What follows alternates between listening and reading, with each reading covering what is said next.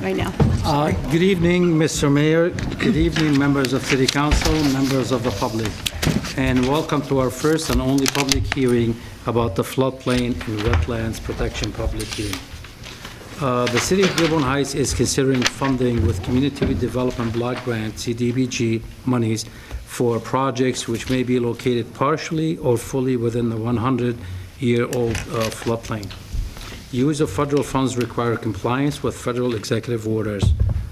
Today, the city is interested in discussing alternatives to these projects that we might do in these floodplains. I'm going to introduce Jason Smith from Wade Trim. He's going through the specifics about the projects that we are currently holding in those floodplains, and he will take it from there. Jason, please. Thank you, Director Hashem. Mr. Mayor, Council, thanks for having me today. It's good to see everyone again. I'm going to go over some of the details of the floodplain and wetlands protection requirements as it pertains to our CDBG program here in Dearborn Heights. We follow an 8-step process that's mandated by the federal government. Anytime you're going to fund CDBG projects within a community, we have to go through an environmental review process. There's several items we have to look at, one of those being the floodplains. As you know, here in Dearborn Heights, we have quite significant amount of floodplain throughout the city. I've provided you with a map, 11 by 17 map. This identifies where the FEMA floodplains are. You see the light blue hashed areas, and there's additional maps on the table for viewing. We look at each project that we fund with CDBG funds within our action plan, and this year we've identified 3 activities that will or may take place within the floodplain, and those are our housing rehab program, number 1, a water main replacement project, number 2, and code enforcement, number 3. The code enforcement project is an exempt activity, so there was no further investigation we need to do with that. It's simply inspections. There's no harm or excavation done to the ground or negative impact to the floodplain. But we do look at our housing rehab and water main replacement activities. Our housing rehab program, as you may remember, is funded through the Community and Economic Development Department, and that is a zero interest deferred loan to income eligible households. We look at that activity. Those projects may take place in the floodplain, although we don't know exact addresses yet. We go through this process up front. That way, when we get to the point where we do have applicants and addresses, then we're cleared. A couple details of that. We look at practical alternatives to funding projects in the floodplain. Now, given that a lot of the floodplain areas, especially in the south end within Dearborn Heights, are fully developed, there's not a real good alternative to funding things like a housing rehab program. The house is there. It has a low and moderate income household that lives there. It needs some attention, needs some rehabilitation. So the only alternatives there is we look at a couple things. Number 1, we only fund minor rehabilitation. So non-substantial, and there's a definition that the federal government provides us for that, and that is any repair, reconstruction, modernization, or improvement of a structure, the cost of which is less than 50% of the market value. So our rehab program funds minor improvements to meet that definition. That way, there's no additional floodplain requirements aside from requiring each applicant to have floodplain insurance. That's a requirement of our program here in Dearborn Heights. So not only do they have to be income qualified, the project has to be considered a minor rehabilitation, and they need to have floodplain insurance on the home. So we looked at the alternatives to that, and we do put some requirements on the rehab program to ensure that we minimize any negative impacts that there may be to the floodplain. The second project that we investigate is the water main replacement program. This has become a project that has been funded the last several years with CDBG funds. We fund water main replacement within low and moderate income areas throughout the city. On your map, you'll see on the south end 3 red lines that identifies our proposed project for this upcoming fiscal year. The section of water main to be replaced is on Williams Avenue from Powers to Van Born Road, Clippert from Powers to Van Born Road, and Campbell from Hanover to Van Born Road. The CDBG contribution is currently proposed at $250,000. The total project cost is $675,000. The difference being made up and paid for through the Water Department. Now, this one is a little trickier, given that it is a infrastructure improvement project, and we have funded water main projects within the floodplain before in the past and gone through the same process. There's no practical alternative, again, to funding or to moving a water main or just ignoring a water main that needs to be replaced. These water mains that we're replacing have had many water main breaks over the last 10 years. They've come at a significant cost to the city, and the DPW has made the determination that the mains do need to be replaced. To minimize the impact of the floodplain, the process or procedure that is used to replace the water main is what we call pipe bursting. Rather than dig a trench down the entire street and take the old water main out and place a new water main in, they use a pipe bursting technique, which essentially takes a new pipe. So picture digging a hole on one end of the street and on the opposite end of the street and taking a new pipe, feeding it through the old pipe, bursting the old pipe, and inserting the new pipe in the ground. Now, I think there's 5 by 10, I'm guessing here, it's about 5 by 10 squares that are dug out on each property in order to connect the water main to each home. Given that it's a trenchless technology, it's still digging, but it's considered a trenchless technology. It definitely minimizes the impact and the effects to the neighborhood. We're not repairing or repaving approaches and so on. It certainly minimizes the impact. So that's the approach we're using on the water main replacement project this year and what we've used in the past. And certainly that approach does minimize any potential impacts to the floodplain. We have provided online our floodplain investigation report. It's been available for 15 days. We've not received comments. It's available for a 15-day public comment. No comments have been received on that, as we do that as a part of our requirements. This is the final stage before finalizing our floodplain investigation, and we're here today to hear from the public, hear from you all on any thoughts you have on what our investigations have turned up and what approaches we are using. So with that, I am complete with my portion, and I'll turn it over to Director Hashem and answer any questions that you have. Some of these. Sure. Basically, we're just open for questions. So any funds, do you anticipate returning any funds this year? Like last year were funds returned? As far as? Leftover money that wasn't spent? No, we don't return any funds. We have not returned any funds in the past. What happens is we have to meet certain ratios set to us by federal government or by HUD at this point. And if we don't spend the money, then there's alternatives to that. We have time to make it up. There's some paperwork that we have to do, and hopefully we will meet our numbers. Our date or our test date will be May the 2nd, and we have to meet certain criteria, certain numbers, ratios. And hopefully we will meet those numbers.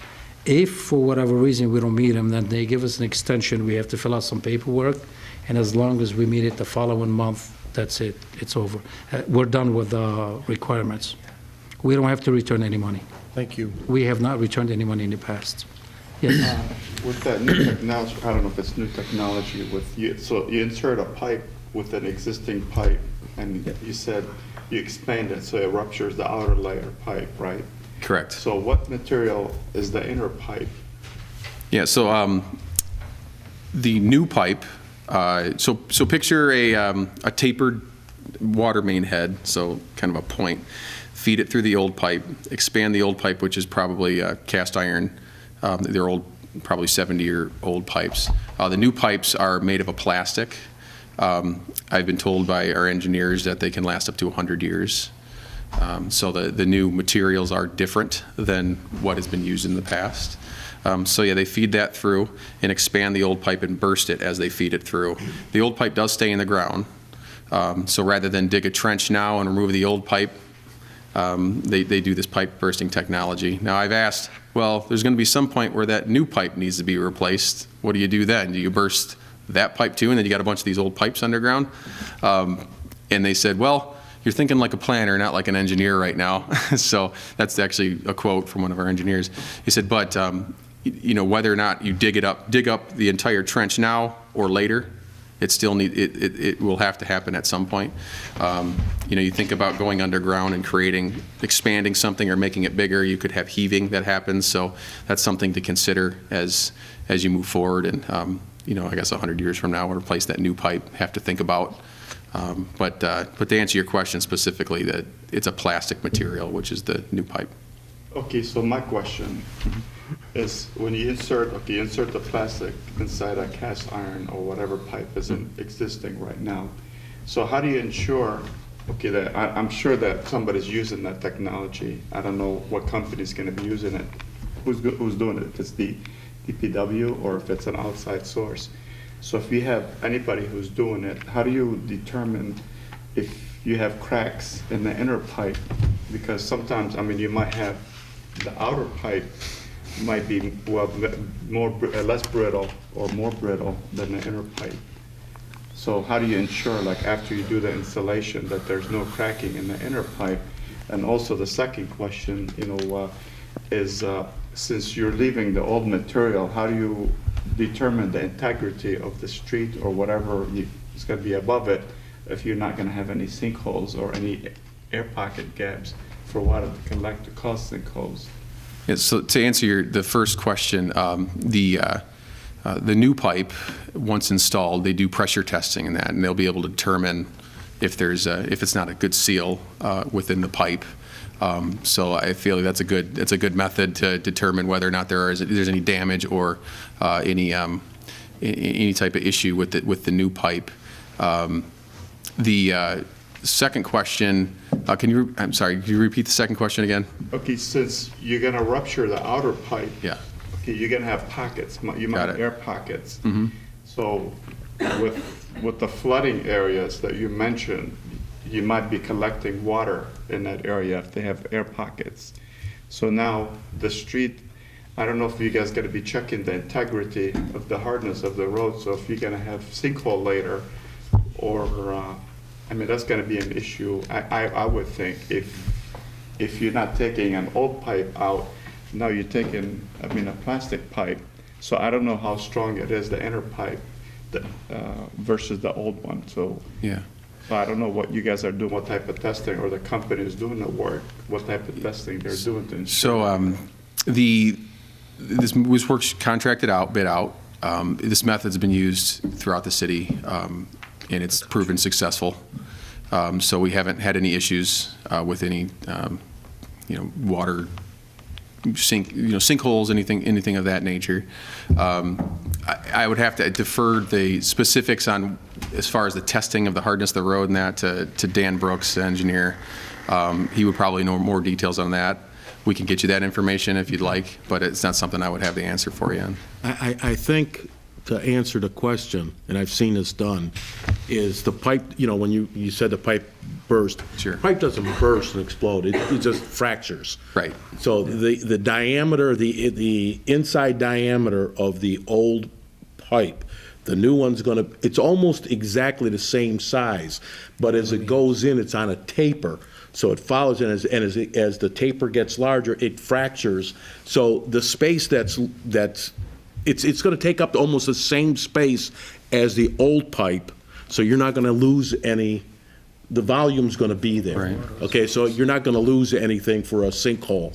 And I think they take them and they pressure test them for a period of hours. No difference once they make the hook up to your house. That's also pressure checked once they hook up to your house. When you have a new house built, that's also pressure checked all the way back to the main. So, and I think that's what the answer that you're looking for is. It doesn't blow up, it just fractures. Right, it's not an explosion. It's just a it's an fracture, expansion. so just so the pipe can fit in. Yeah. So if you've got a 4-inch main, the new pipe's going in is going to be 3.995, and as it goes in, it just fractures it. So you've got just about minimal loss. Right, and most of the time we're expanding from like an 8-inch diameter to 10-inch. I just picked a number here. Yeah, and I'm saying most of the time we go to a bigger pipe to provide more capacity So that way, it actually takes up more space. And some of these materials have the tensile strength that's greater than cast iron or steel. Right, exactly. And the water lines tend to run parallel to the sidewalks.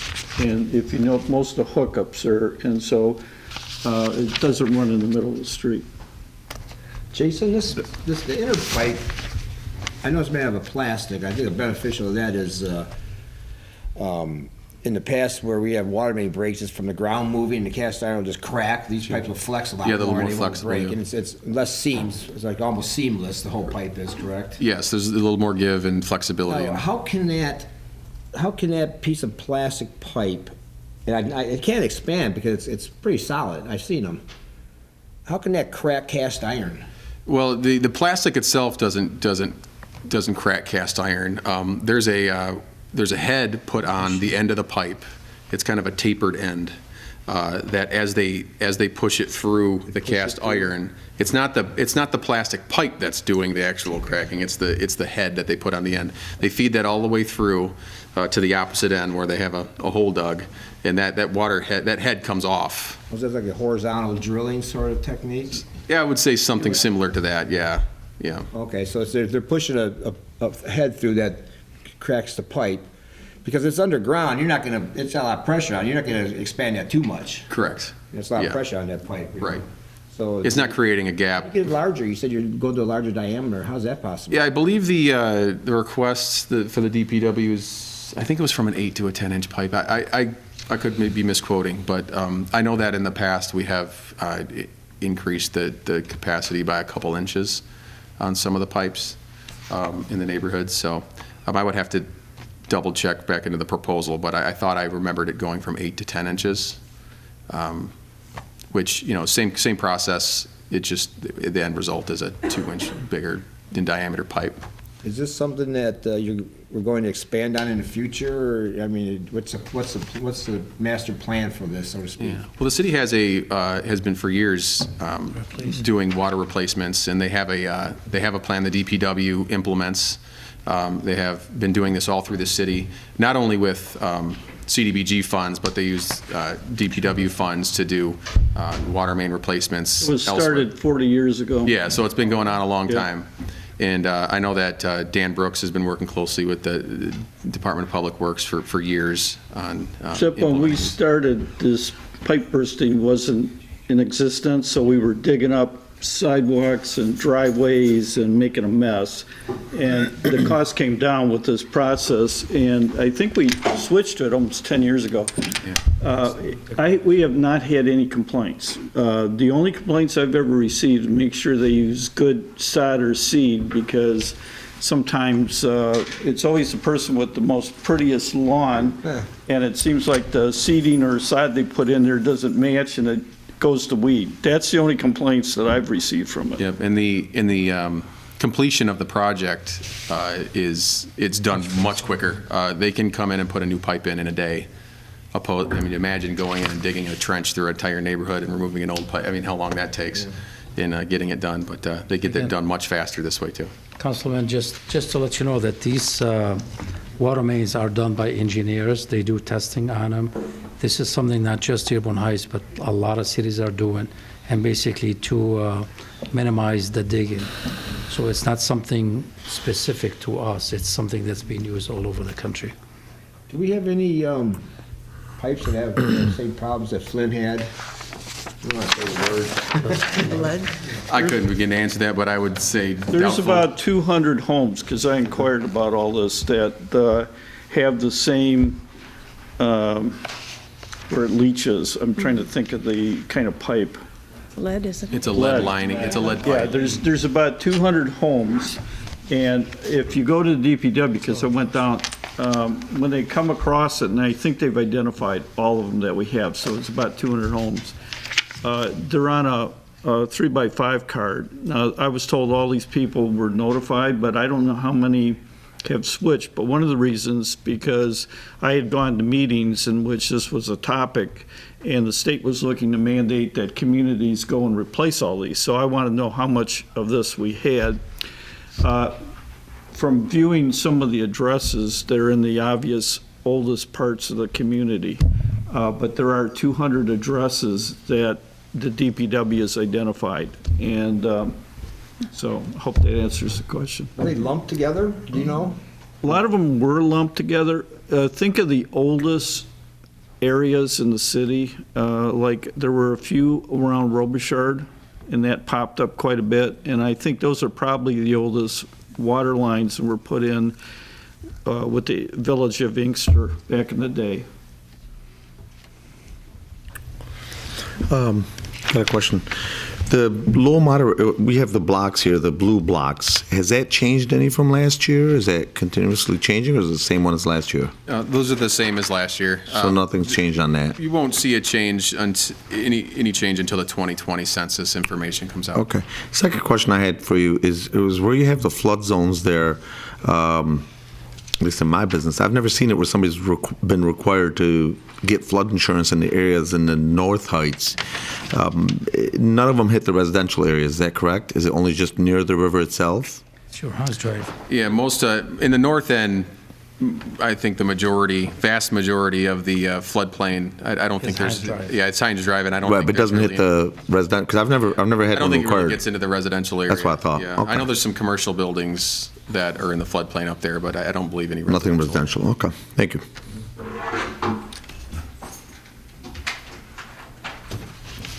We'd like to thank you all for attending. We'd like to thank the public for attending, and thank you, Jason. Thank you, Waitra. Thank you. I live right here.